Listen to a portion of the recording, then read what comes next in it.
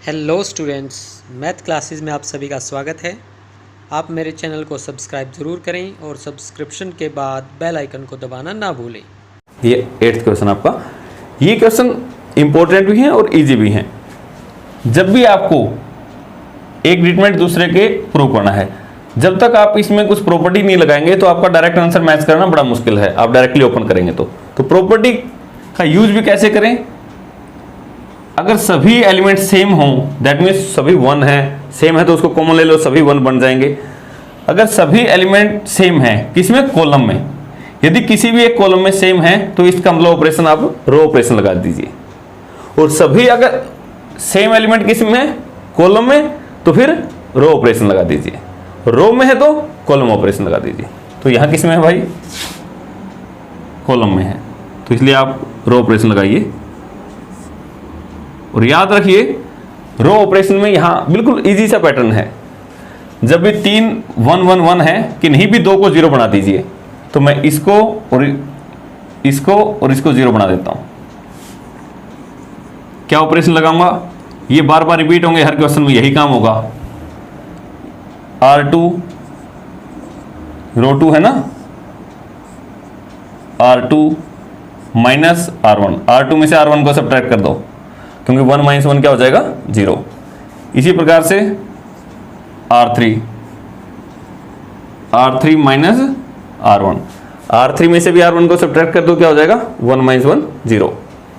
तो क्या बन गया? आप देखो, पहला तो 1a square, R2 minus R1, R2 तो ये है आपकी, R1 ऊपर है ये, 1 minus 1 0, b minus a, b minus A, b square minus a square, b square minus a square. अब इसी प्रकार से R3 minus R1, 1 minus 1 0, c minus a, c minus a, c square minus a square, c square minus a square, क्योंकि R3 minus R1 था। तो अब देखें ध्यान से, 1 0 0, यहाँ a है, b माइनस 1 है, b माइनस ए है, c माइनस ए स्क्वायर। इसको ध्यान से ऑब्जर्व करो, b square minus a square, ये तो क्या है? एक आइडेंटिटी है। तो इसको फैक्टर बना दो, इसके क्या बन जाएंगे? एक तो b माइनस ए, एक b plus a. C square minus a square के भी सेम इसी तरीके से, c minus a, c plus a. ये मैंने क्यों किया है? मैं चाहता हूं right side as it is आए, तो इसका मतलब कुछ ना कुछ, जितनी बातें मैं इसमें से कॉमन ले जाऊं, जितनी टर्म, उतना मेरे लिए आसान हो जाएगा। तो यहां देखो, इसमें से सेकंड रो में से क्या कुछ कॉमन आता है? हाँ, यहां b माइनस ए है, यहां भी b माइनस ए है, यहां भी b माइनस ए है। यहां दिख नहीं रहा होगा, बट 0 के मल्टीप्लाई में तो कुछ भी हो तो सब कुछ है यहां।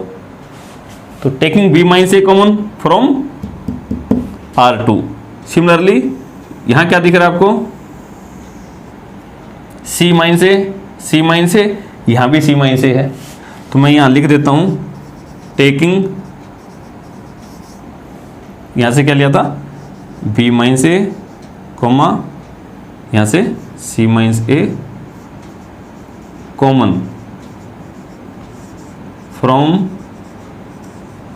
R2 and R3 respectively. यहां से मैंने b माइनस ए कॉमन ले लिया, यहां से c माइनस ए। तो क्या बन गया यहां पे? कॉमन लेने के बाद b minus a, c minus ए, जो बच गया उसको लिखो। 1 है ए स्क्वायर, सेकेंड रो में से 0, यहां पे बच गया आपका 1, यहां पे बच गया b प्लस ए। इसी प्रकार से यहां से 0 1 c प्लस ए। जितने फैक्टर आपके कॉमन आ जाएंगे, आपका काम उतना ही आसान हो जाएगा, क्योंकि 2 फैक्टर, यहां पे 3 फैक्टर थे, 2 तो आपके आ ही गए। अब जब आपने इनको 2 को एलिमेंटों को 0 बना दिया, अब नॉर्मली एक्सपेंड कर दो इसको, जैसे आप रूटीन में करते हैं। तो यहां पे मैं कर देता हूं, खोल देते हैं इसको, b minus a, c minus A. Determinant को आप ओपन कीजिए। मैं यहाँ पे 1,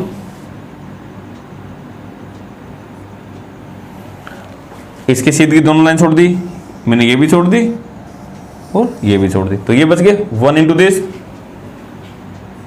सी plus a minus 1 into this, तो कितना हो गया माइनस बी माइनस ए। और बाकी खोलने की जरूरत नहीं है, क्योंकि जब भी आप खोलोगे ये दो एलिमेंट जीरो थे तो सारा का सारा बाकी जीरो बन जाएगा। आप ट्राई भी कर सकते हैं, खोल के देख लेना। तो आपका क्या आ गया भाई, ए से ए cancel, B minus a, c minus a, c minus B.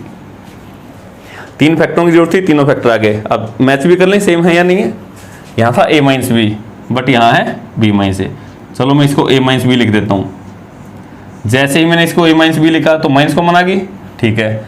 यहाँ बी माइनस सी है, यहाँ सी माइनस बी है, तो इसको भी माइनस कॉमन ले लेता हूँ, क्या बन गया बी माइनस सी। तो माइनस यहाँ कॉमन आई थी, माइनस यहाँ, तो माइनस माइनस प्लस, तीसरा देखो सी माइनस ए, ये ऐसे कैसे है। सेम बनाने के लिए दो फैक्टर में से माइनस कॉमन आई और माइनस के साथ प्रोडक्ट प्लस, तो अब देखो आपका सेम बन गया, equal to right hand side. यहाँ राइट हैंड साइड को जरूर देख ला करें, क्योंकि यहीं से आपको आइडिया आता है कि क्या बनेगा। यहाँ 8th में आपको ये प्रूव करना है। तो यहाँ इनको फैक्टरों को 4 फैक्टर हैं, तो हम 4 फैक्टर बनाने की कोशिश करेंगे। डायरेक्टली अगर हम ओपन करेंगे विदाउट प्रॉपर्टी, तो दैट मीन्स ये हमसे आंसर मिलाना बहुत मुश्किल हो जाएगा। तो यहाँ ऑपरेशन लगाते हैं लेफ्ट हैंड साइड में। लेफ्ट हैंड साइड क्या ऑपरेशन लगाएं, आपको मैंने बताया था, थोड़ा सा ध्यान रखें। यहाँ सभी 1 किस में है, एक रो में है। अगर सभी एक रो में है तो कौन से ऑपरेशन लगाइए, कॉलम ऑपरेशन लगाइए। इससे 2 को 0 बनाओ, C2 minus C1, C2 minus C1, 1 minus 1 0 हो जाएगा। इसी प्रकार से C3 माइनस C1, ये सेम है, प्रत्येक क्वेश्चन में सेम लगेंगे। जब भी यहाँ पे 3 1 1 1 आ जाएंगे, चाहे रो में चाहे कॉलम में, यही काम आपका होगा। तो देखें क्या बनेगा। फर्स्ट कॉलम तो ऐसे कैसे 1 ए की cube, C2 minus C1, column 2 कौन सा है, ये है, और कॉलम 1 कौन सा है, ये है। 1 minus 1 0, B minus A, B minus A, B cube minus A cube, B cube minus A cube. Similarly C3 minus C1, 1 minus 1 0, C minus A और सी की क्यूब माइनस ए की क्यूब। पहला काम तो आपको यही करना है कि 2 को 0 बनाते हैं, ये काम तो आपका हो गया। फिर देखो यहां कुछ फैक्टर बनते हो, यहां देखो 0 बी माइनस ए, ये बी की क्यूब माइनस ए की क्यूब है। आइडेंटिटी लगाते हैं यहाँ पे 1 ए की क्यूब, ताकि आपका कॉमन आ सके बी माइनस ए। बी क्यूब माइनस ए क्यूब एक आइडेंटिटी होती है, बी माइनस ए याद होगी आपको, b square plus a square plus a b. बस आपने ए की क्यूब माइनस बी की क्यूब की फॉर्म में याद रख रखी है, ये वही है। तो ये क्या हो गया आपका 0 C minus a, C cube minus A cube का क्या हो गया सी minus a, c square plus a square plus a सी। ये तो आप 9th क्लास से याद करते आ रहे हैं। फिर देखें जिसमें 0 आई थी, यहाँ कुछ कॉमन आता होगा 0 बी माइनस ए, बी माइनस ए, तो बी माइनस ए यहाँ भी है, यहाँ भी है, यहाँ भी है, यहाँ सी माइनस ए है, सी माइनस ए, यहाँ सी माइनस ए। 0 के साथ तो सब कुछ होता है, कुछ भी कॉमन ले लो। Taking b minus a, c minus a common from, कहाँ से कॉमन आया है, बी माइनस ए तो कहाँ से लिया है, सेकंड कॉलम से C2 से, वो कहाँ से लिया है C3 से रिस्पेक्टिवली। तो यहाँ से B minus a, c minus a common ले लिया, C2 और C3C, तो क्या बच गया आपका बी माइनस ए कॉमन लेने के बाद यहाँ सी माइनस ए, क्या बच गया भाई आपका 1 ए की क्यूब। इसी प्रकार से यहाँ से कॉमन लिया तो क्या बच गया 0 1 b square plus a square plus a b, क्योंकि ये तो कॉमन आ गया, सिर्फ ये बच गया। यहाँ से 0 सी माइनस ए कॉमन जाने के बाद यहाँ पे क्या बच गया 1, यहाँ पे क्या बच गया सी square plus a square plus a सी, ये आपका कॉमन आ गया। अब कॉमन आने के बाद जब यहाँ आपने जितने कॉमन लेने थे वो भी ले लिए और इन दो को 0 बना दिया, तो अब सिर्फ इसको खोल दें तो क्या आ जाएगा आपका b minus a c minus ए, तो ऐसे कैसे देख के लिख दिया और इसको एक्सपेंड कीजिए थ्रो फर्स्ट रो, तो 1 इंटू इसके सीधे की दोनों लाइन छोड़ दी, 1 into this c square plus a square plus a c minus 1 into this, तो क्या हो जाएगा ये माइनस का बी स्क्वायर माइनस का ए स्क्वायर माइनस ए बी, क्योंकि सभी सब्ट्रैक्ट होंगे तो सभी माइनस के हो गए। अब आपको ये आंसर मिलाना है तो इसको फैक्टर ध्यान से करें ताकि आपका एज इट इज आ जाए। ए स्क्वायर से ए स्क्वायर कैंसिल, क्योंकि एक प्लस का एक माइनस का था। अब इन दोनों को जो स्क्वायर वाली टर्म है इकट्ठा लिख दो, c square minus b square plus इसको और इसको एक साथ लिख दें ए सी माइनस ए बी। अब देखें b minus a c minus A,